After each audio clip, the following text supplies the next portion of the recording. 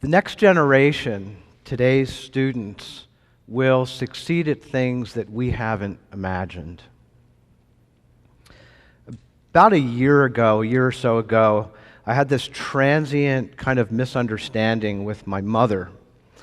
We were driving to my sister's in New Jersey, and we're driving down I-78. My wife and I are in the front, my parents are in the back, and we were going to my sister's for Passover, and it's a Passover tradition that you have discussions around the dinner table.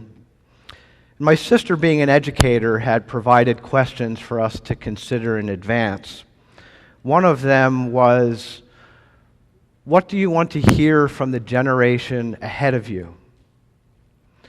So I went straight to the timeline. I thought, okay, our parents were born, then we were born, and then our children. So they came first, and we follow after. So they're the generation ahead of us. My mother said, no, you're the generation ahead of us. It took me easily 20 minutes to understand what she was saying, and probably 20 days to fully appreciate what she was saying. There comes a time when we look forward to saying to the next generation, you guys go ahead. You go ahead, succeed at things that have confounded us, that we haven't figured out. Surprise us. So I want to talk with you today about students making the transition from eager, able consumers of all the material, all the lessons we put in front of them, to independent creators and discoverers. If you think about it, we were all born that way. Think of an infant grasping at something, watching her hand open and close, connecting intent to action, the emergence of agency in a new human being. Or think of the toddler who begins to incessantly ask, why? More agency, of course, right? Trying to get a reaction from the parents and learning how to do that well. But more than that, it's that urge to understand, to comprehend the world. It's a child poking at the limits of her understanding and trying to get past them. Or the child stacking blocks to see how high he can stack them, testing possibilities. At some point, we begin packaging knowledge for them. We begin to give them lessons. And it makes a lot of sense, right? After all, there's a lot we feel that we need to know if they're going to get along in the world. But our aspiration for them is that they more than get along. Our aspiration for them is they take on problems that have confounded us, that they arrive at a richer understanding of the natural world and the human condition than we have managed ourselves, that they come and see possibilities that have escaped our notice. So at some point, they have to get back to the business of posing their own questions and testing their own ideas. What I want to share with you today is an experience we've had at Lehigh University at helping students make that kind of transition. It's a story of space and construction of a learning environment. More than that, it's a story of people and ideas and what students are capable of doing. I'll start about 3 years ago, and I'll start with the space. Our university sits on the slopes of a forested eastern Pennsylvania mountain. And it goes from the city on one side over the top and into the valley on the other side. The mountaintop is a really remarkable sight. From the top story of one of the buildings there, the hawks that patrol the clearing at the top of the mountain are at eye level. The site was once the R&D facility for the steel company that dominated the town.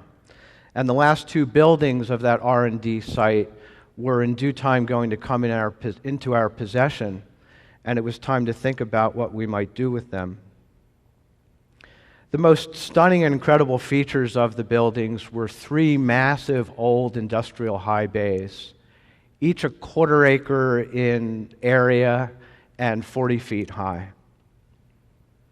Now, we know how to behave in classrooms and libraries and labs and lecture halls. How do you act in a space that evokes no preformed behavior whatsoever, except maybe to just look up and wonder? At the same time, we were thinking about what we do as scholars and educators. Lehigh is a research university, which means we're dedicated to the initiation and testing of ideas and to the development of people. And we have a particular tradition of striving to send out into the world people who will put those ideas into wise and practical use. And one of the things we asked ourselves was, how could our research-intensive environment, infused as it is with this culture of ongoing inquiry and purposeful discovery, how could that environment more powerfully influence how we educate? And we arrived at a core idea. And if students were going to make that transition to independent discoverers and creators, how would they start and when should they start? And so we arrived at a core idea. And the core idea was that we would cast our students into the role of what we call an independent investigator. We would do it in a way that we thought fit our students and was fitting to the times. So we asked ourselves, what if? What if we assembled students into teams, preferably teams of students who had chosen different areas of study so that they would bring different knowledge and skills and different perspectives to the table. And they would have something in common, and what they would have in common is a shared purpose. It could be a problem they want to understand. It could be a possibility they want to explore and try. Anything that could be a window to discovery, invention, or new expression. They would start with what they know, which is an awful lot at 19 or 20 years old. As they went about their work, what they encountered would challenge them. They would challenge each other. They would learn. They would come upon things that they didn't know, and they'd have to get past that. They would gain, we hoped, new context and motivation for undertaking study of all the things that we continue to tell them that they need to know.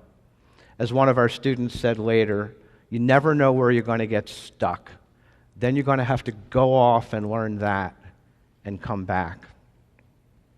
And who better to coach, guide, and mentor them but our faculty, people who in their own scholarly lives were in the habit of testing the edges of their own understanding and striving to get past it. A number of things came together to allow us to try what came to be called simply the Mountaintop experience. Eager and able faculty, students who were willing to dive in even though they really didn't know what this was going to be like, generous donors who shared our vision, the relatively unscheduled nature of the summer, which allowed faculty and students alike to structure their time differently. And of course, there was that space which allowed students to work together in a learning environment unlike any they'd ever been in before. The experience has been a remarkable adventure, as much a process of discovery for us as it's been for our students. For most students, it was the first time that they had to form their own goals and plot their own paths to achieve them. It was the first time they'd have the opportunity to build and own their own workspaces for a period of time. At peak activity, walking through the space, the building itself seemed to disappear, replaced by a sea of artifacts and ideas. Moreover, what we saw was this incredible unleashing of curiosity, creativity, and capability. As we'd hoped, we attracted a wide variety of students, artists and authors and engineers and educators and scientists and business people. And the topics that attracted them and the purposes to which they dedicated themselves were both interesting and admirable, and they were varied. They tested new possibilities, they studied the past, they considered ways of providing food and shelter here and around the world.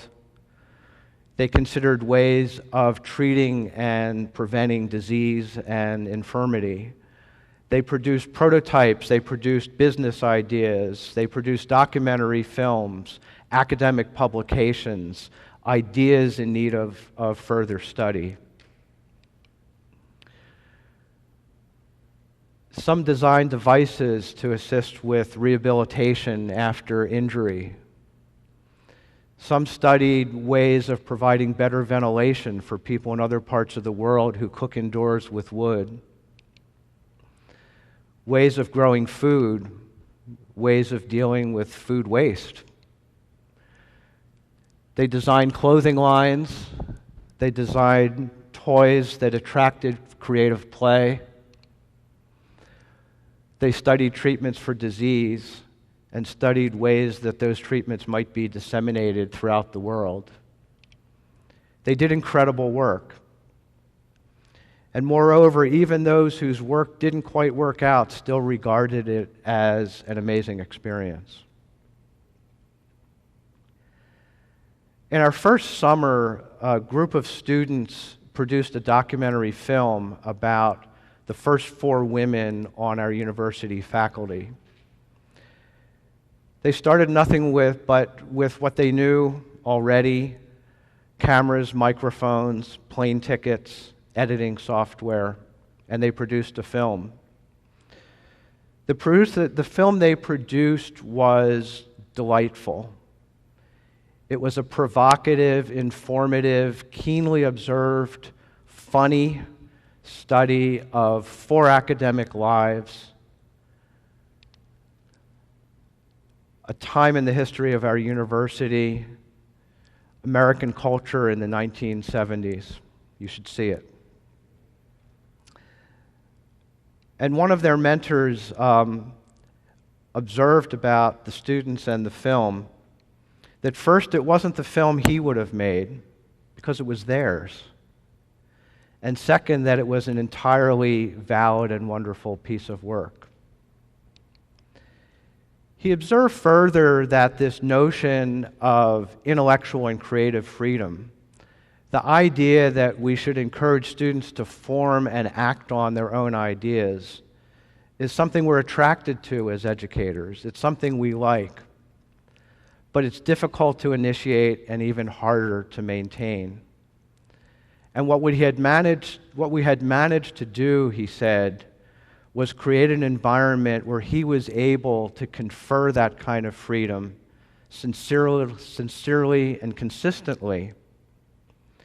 And that what happens in response is that students will rise to the occasion and become accountable to each other and to the work.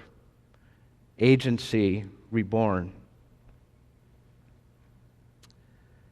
Approaches like this can seem fanciful, right?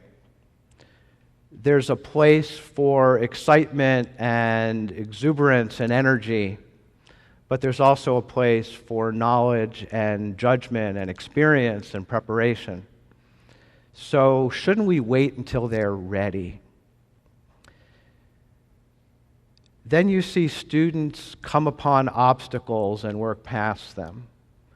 You see the honesty and resourcefulness that comes about when best laid plans come face to face with practical reality. We see students who realize that what they set out to do had already been done by something else, and then go back and set a new goal. We see students who do incredible work and then claim that they were merely being faithful to their subjects. And we have to wonder what ready means. As one of our students said, I realized I was never going to be ready. I just needed to start. And as one of our mentors said just recently, they don't know enough to know what's impossible, and sometimes they surprise us. Thank you.